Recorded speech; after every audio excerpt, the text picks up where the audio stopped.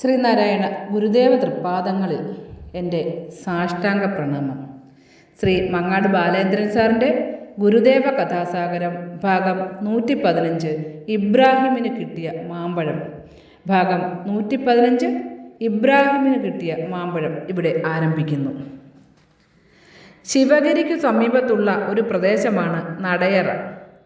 നടയറയിലെ മുസ്ലിം പള്ളിക്കടുത്തായിരുന്നു ഇബ്രാഹിം താമസിച്ചിരുന്നത്. അവൻ 13 വയസ്സായപ്പോൾ ഒരു ദിവസം ഒറ്റയ്ക്ക് വർക്കലയിലേക്ക് പോകുകയായിരുന്നു. നടന്നാണ് പോയിരുന്നത്.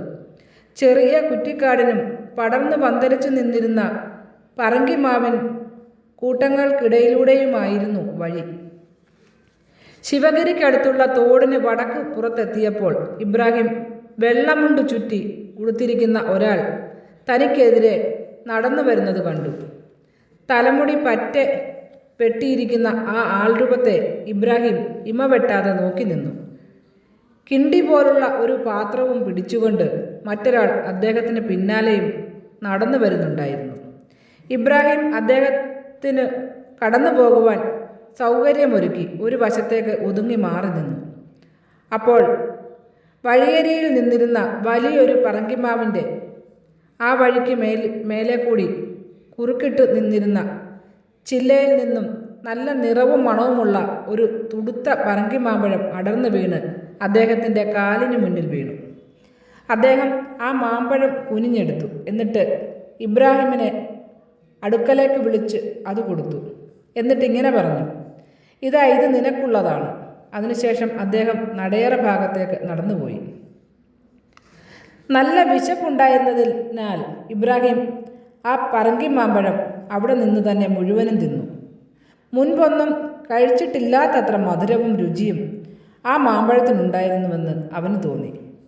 കയ്യിലൂടെ ഒലിച്ചിറങ്ങിയിരുന്ന അതിൻ്റെ ചാറ് വരെ ബാക്കിയില്ലാതെ ഇബ്രാഹിം നക്കിയെടുത്തു. പിന്നീട് വളരെ നേരം ഒരു മാമ്പഴം കൂടി വീണ് കിട്ടണമെന്ന് ആശിച്ചുകൊണ്ട് ഇബ്രാഹിം അവിടെ തന്നെ കാത്തുനിന്നുവെങ്കിലും ഫലമുണ്ടായില്ല. ആ സമയം അതുവഴി വന്ന 2 ആളുകൾ ഇബ്രാഹിമിൻ്റെ നിൽപ്പ് കണ്ട് കാര്യം അന്വേഷിച്ചു. അവൻ ഉണ്ടായതൊക്കെ അതേവിധം പറഞ്ഞു. അവരിൽ നിന്നാണ് തനിക്ക് പറങ്കിമാമ്പഴം തന്നത് സാക്ഷാൽ ശ്രീനാരായണ ഗുരുദേവനാണെന്ന് ഇബ്രാഹിം അറിഞ്ഞത്. നീ ഭാഗ്യവാനാണ്. ആ തൃക്കരങ്ങളിൽ നിന്ന് ഒരു ഫലം വാങ്ങി കഴിക്കാൻ ഇടയുണ്ടായില്ലേ? അവരിൽ ഒരാൾ പറഞ്ഞു. ഇബ്രാഹിം വർക്കലയിൽ നിന്നും മടങ്ങി വീട്ടിലെത്തി. ഉമ്മയോടും ബാപ്പയോടും മറ്റു ബന്ധുക്കളോടും ഒക്കെ ഉണ്ടായ വിവരം പറഞ്ഞു. എല്ലാവർക്കും സന്തോഷമായി. വന്ദിക്കുന്നു പാദം വന്ദിച്ചിടുന്നു ഞാൻ, ഗുരുദേവ തൃപ്പാദം വന്ദിക്കുന്നു. നിന്തിരു സന്നിധി വന്നു വണങ്ങുവാൻ എൻ മനം വെമ്പുന്നു ഭക്തിയോടെ, എൻ മനം വെമ്പുന്നു ഭക്തിയോടെ.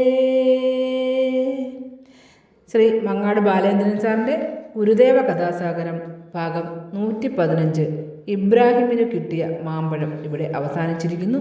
ഇതിൽ വന്നിട്ടുള്ള തെറ്റുകുറ്റങ്ങൾ സദയം ക്ഷമിക്കണമെന്ന് ഗുരുദേവ നാമത്തിൽ അറിയിക്കുന്നു. നന്ദി, നമസ്കാരം. ഗുരുധർമ്മം വിജയിക്കട്ടെ.